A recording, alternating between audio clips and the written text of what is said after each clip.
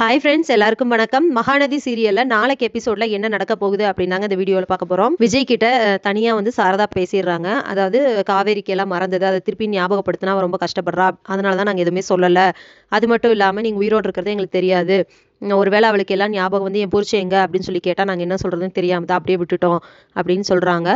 சரிங்க அத்தை, அதை பார்த்துக்கலாம் அப்படின்னு சொல்கிறாரு விஜய்.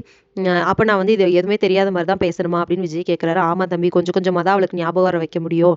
நம்ம இப்போ டேரெக்டாக இப்படி சொன்னோம்னா அவள் மனசும் உடம்பு ஒத்துக்காது. ஏற்கனவே ஒரு டைம் அவங்க அப்பா இறந்ததை வந்து இப்படி தான் சொல்லி அவ ரொம்ப கஷ்டப்பட்டுட்டா, அதனால தான் யோசிக்கிறேன் அப்படின்னு சொல்கிறாங்க. இப்போ என்னதான் அதை பண்ணுறது அப்படின்னு சொல்லிட்டு விஜய் கேட்குறாரு. ஒன்றும் இல்லை, நீங்கள் எப்பவும் போல் நார்மலாக பேசுங்க, புதுசாக பேசுகிற மாதிரியே பேசுங்க, கொஞ்சம் கொஞ்சமாக அவளுக்கு ஞாபகம் வரட்டும், பார்த்துக்கலாம் அப்படின்னு சொல்கிறாங்க.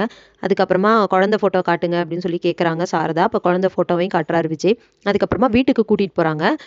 அப்போது காவேரி ஷாக் ஆகி பார்க்குறாங்க. என்னம்மா இப்போதான் இவங்களை திட்டி அனுப்புனா திருப்பி வீட்டுக்கு கூட்டிகிட்டு வந்துட்டுருக்க அப்படின்னு கேட்குறாங்க.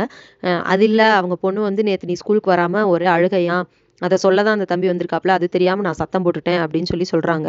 அப்படியா, சரி சரி வாங்க அப்படின்னு சொல்லி பேசிட்டு இன்னைக்கு அவங்க அவங்க குழந்தைய வந்து நான் இங்கே கூட்டிகிட்டு வரவான்னு கேட்குறாரு. நீங்கள் கூட்டிகிட்டு வாங்க தம்பி, இன்னைக்கு லீவு தானே, பரவாயில்ல, காவேரி கூட கொஞ்சம் நேரம் இருக்கட்டும், நீங்கள் கூட்டிகிட்டு வாங்க அப்படின்னு சொல்லிடுறாங்க. காவேரியும் ஷாக் ஆகுறாங்க, என்ன அம்மா இப்படி சொல்லிட்டு இருக்காங்க அப்படின்னு சொல்லிட்டு. சரி நீங்கள் கூட்டிகிட்டு வாங்க அப்படின்னு சொல்லிடுறாங்க. விஜய் ஓகே நான் குழந்தைய கூட்டிகிட்டு வரேன்னு கிளம்பிடுறாரு. அதுக்கப்புறமா அவங்க அம்மா சமையல் பண்ணிட்டு இருக்காங்க. என்னம்மா இவ்வளோ சமைச்சிட்டு இருக்க அப்படின்னு சொல்லிட்டு காவேரி கேட்குறாங்க. அதுக்கு சாரதா சொல்கிறாங்க, அந்த குழந்தை வருதுல்ல, அதனால நம்ம வீட்டிலே யாருமே இல்லை, திடீர்னு ஒரு குழந்தை வந்தால் நல்லா கலகலன்னு நல்லா தானே இருக்கும், அதுக்காக தான் நான் இதெல்லாம் செஞ்சுட்ருக்கேன் அப்படின்னு சொல்கிறாங்க. அதுக்கு காவேரி ஒரு மாதிரி பார்க்குறாங்க, இவங்க என்ன இப்படி ஓவர் எக்ஸைட்மெண்ட்டாக இருக்காங்களே அப்படின்னு சொல்லிட்டு.